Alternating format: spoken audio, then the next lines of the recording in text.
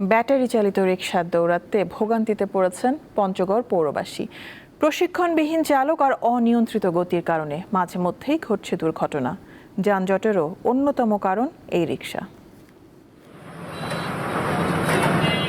উত্তরের সীমান্ত জেলা পঞ্চগড় শহর জুড়ে দিন দিন বাড়ছে অটোরিকশা ও সিএনজি চালিত যানবাহনের সংখ্যা। শহরের গুরুত্বপূর্ণ সড়ক ও বাজার এলাকায় সকাল থেকে সন্ধ্যা পর্যন্ত লেগে থাকে যানজট। রাস্তা পার হতে গিয়ে নিয়মিত ঘটছে দুর্ঘটনা।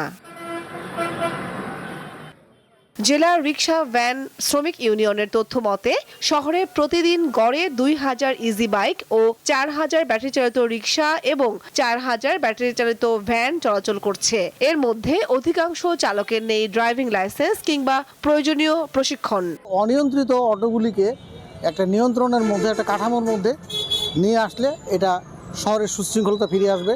এদের প্রশিক্ষণের ব্যবস্থা করা উচিত, না হলে হয় কি হঠাৎ করে এরা অটোগুলা ঘুরায়, আমরা গাড়ি মোটরসাইকেল নিয়ে যারা চলাচল করি এরা খুব বিপদে পড়ে যায়। শহরে অটোরিকশা দাঁড়ানোর নির্ধারিত স্থান না থাকায় যত্রতত্র পার্কিং করতে বাধ্য হচ্ছেন চালকরা, ফলে তৈরি হচ্ছে যানজট। প্রতিটা গাড়িতে 700 টাকা করে টোল দেওয়া হয়, অথচ পৌরসভার মেয়র মহোদয় আমাদেরকে আশ্বস্ত করে বারবার যে আমাদেরকে একটা করে এক জায়গায় স্থান দিবে, কিন্তু আমরা স্থান পাইনি। সুষ্ঠু পরিকল্পনা, নির্দিষ্ট রুট নির্ধারণ এবং চালকদের বাধ্যতামূলক প্রশিক্ষণের ব্যবস্থা না করলে পরিস্থিতি আরও জটিল হতে পারে বলে মত বিশিষ্টজনদের।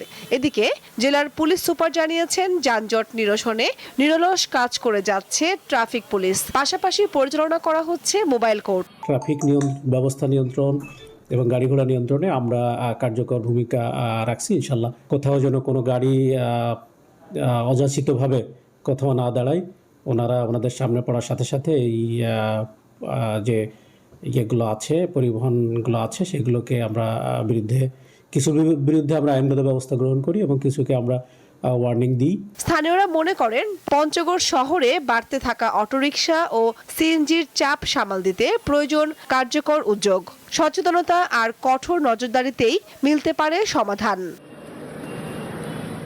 কামরুন নাহার, দীপ্ত, বার্তা কক্ষ।